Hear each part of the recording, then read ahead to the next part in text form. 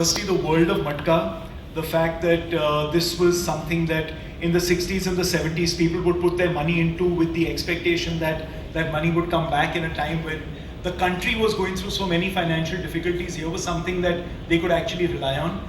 The delicious characters, in the show. The fact that I was getting to work with Nagaraj. He's someone that I've admired for a very, very long time. After I saw Sairat, I had decided that I have to work with him on something. And like Nikhil said, the fact that Amazon and us have been meaning to work for a long time, and then this was just the best project to work on together. I just want to say a special shout out to the Amazon team, Nikhil, of course, Saira, who's been a rock behind this entire project and been with us and sort of creatively collaborated with us all the way. Stuti, who's been a great partner on the production side, and their entire team. Abhay is someone that I've worked with on Rocket Boys before this, and having him write this show was a tremendous thing because he's a super talented writer and a creative collaborator.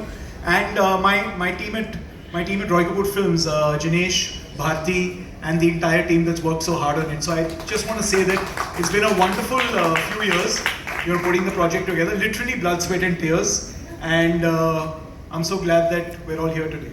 Well, thank you so much for those acknowledgements because they mean a lot. Look at the smiles on those faces. It's almost like, today the baby's out and they're going to see the world. Well, the release date will be that day, but today feels special as well, right, girls? I'm going to take my attention to Nagraj sir. Nagraj sir, I just want to say कि बहुत बड़ा fan moment चल रहा है मेरा इस वक्त.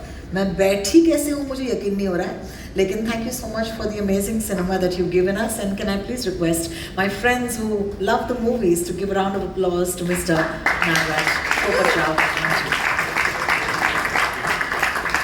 60s का बम्बई बहुत ही खूबसूरत लग रहा है. I want to ask you, what were the elements that you knew you had to get right from the start? नमस्ते. देखिए, ये जो कहानी है, ये कहानी का समय वो है, और मुझे लगता है कोई भी किरदार अपने समय का अपत्य होता है और समय की देन होता है. और जब हम कोई किरदार लिखते हैं, कोई कहानी लिखते हैं, तो समय बहुत उसका एक इम्पोर्टेंट हिस्सा होता है.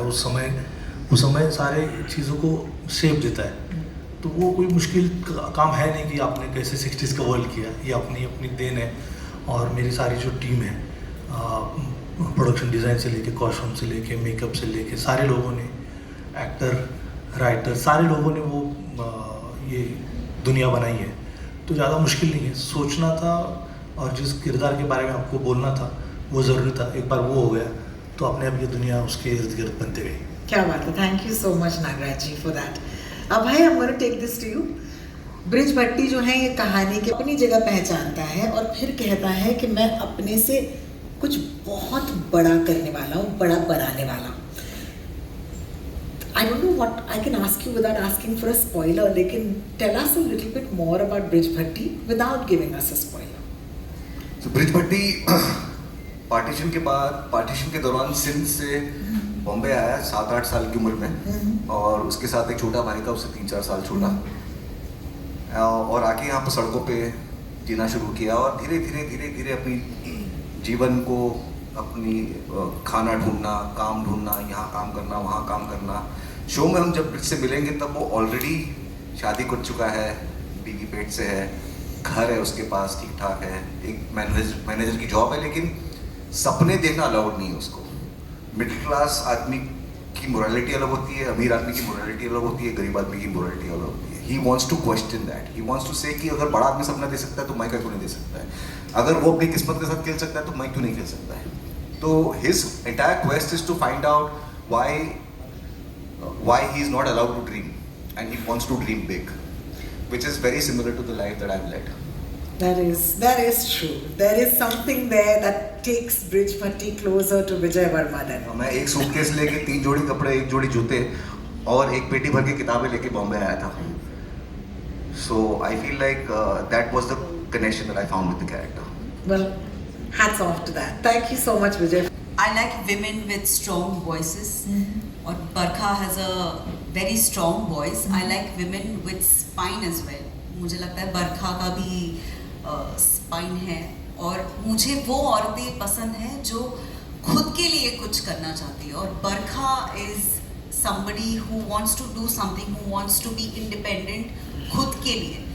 तो ये लड़की मुझे बहुत ही धमाकेदार लगी, और शुरुआत में ऐसी कोई चीज़ नहीं है जिसके साथ मैं रिलेट कर पाऊँ, लेकिन towards the end I think बरखा का और सई का फुल संगम हो गया, and they just They flowed. merged. Yeah, they flowed. Yeah. Well, thank you for that. Gulshan Grover. This is the moment I've been waiting for. Yes, my dear. There are just too many characters that are immortal with your presence. And here you are making another attempt to give us another character. Lalji भाई, मुझे लग रहा है कि अब हमारे जहन से निकलने नहीं वाले हैं. मुझे आपसे पूछना है, what did you enjoy the most? Because as long as Gulshan Grover is having a great time, the audience is having an even better time. What was it like for you? मैं शुरुआत में तो ये कहना चाहता हूँ कि OTT जब से भारत देश में आया है, मैंने सिर्फ 2 OTT में काम किया है. Last OTT directed by Vishal Bhardwaj.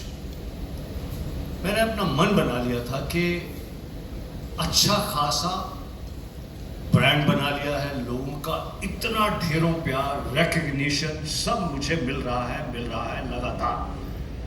अब मैं वो काम करूंगा जो मुझे फैसिनेट करेगा, जिसमें कोई ऐसे एलिमेंट्स होंगे जो मुझे ड्रॉ करेंगे एज एन एक्टर. बिल्कुल. जब मैंने मटका किंग के रोल ऑफ प्रमाइस को सुना, जिसका आइडिया थोड़ा सा मुझे क्या कहते हैं कि दिया गया, डायरेक्टर के बारे में सुना. डायरेक्टर के बारे में पहले से ही सुना हुआ था. प्रोड्यूसर इसमें सिद्धार्थ राय हैं, अश्विनी जी हैं, और दूसरे भी प्रोड्यूसर्स हैं, अमेज़ॉन भी प्रोड्यूसर है. ये सारे एलिमेंट्स को सुना. It is an extremely interesting coming together of people that I look up to for their talent. तो ये एक पॉजिटिव स्टार्ट हो गया था. फिर जब मैं नागराज जी को मिला, उससे पहले अक्सर मैं मीडिया वाले मेरे दोस्तों को कहता हूँ, सुनता मैं किसी की नहीं, मानता मैं किसी की नहीं. करेक्ट है भाई? हर फंक्शन में बोलता हूँ, बोलते इधर खड़े हो तो राज, सुनता मैं किसी की नहीं, मानता मैं किसी की नहीं. पहली बार मुझे इतना फैसिनेटिंग डायरेक्टर मिला. आप पूछिए पूरे शो के दौरान I just listen to him. Because आप यकीन मानिए, जब आप मटका किंग देखेंगे, पूरी दुनिया देखेगी, तो आपको यकीन आएगा. आपके टाइप का है नहीं है वो एक अलग बात है, पर आपको यकीन आएगा कि किस प्रकार से इस डायरेक्टर ने एक बहुत खूबसूरत वेब सीरीज क्रिएट की है with the ट्रेमेंडस participation of Amazon and the wonderful producers, writers, जिन्होंने सोचा है, show runners and everybody. But मैंने इतना ज्यादा ध्यान से नागराज जी को सुना, यहाँ तक कि I don't know if I can share this, but एक दिन मुझे लगा यार ये मुझे सेम कपड़े क्यों पहना रहे हैं, ऐसे ही कपड़े पहना रहे हैं यार, क्या है? And I saw there was a big scene in a government office. I go and had a logic that I would get dressed in my best. तो मैंने जो मुझे कॉस्ट्यूम दे रहे थे उनको कन्विंस किया, कुछ अलग तरह के कपड़े पहन कर आ गया, जिसमें मैं अल पचिनो कोई शक, कोई डाउट. तो आया, नागराज जी ने कहा कि ये पहनना चाहते हो? ना हाँ, मैं एक सरकार के ऑफिस में आया हूँ, बड़ा आदमी, पैसे वाला हूँ और असली मटका किंग हूँ, तो क्यों नहीं? तो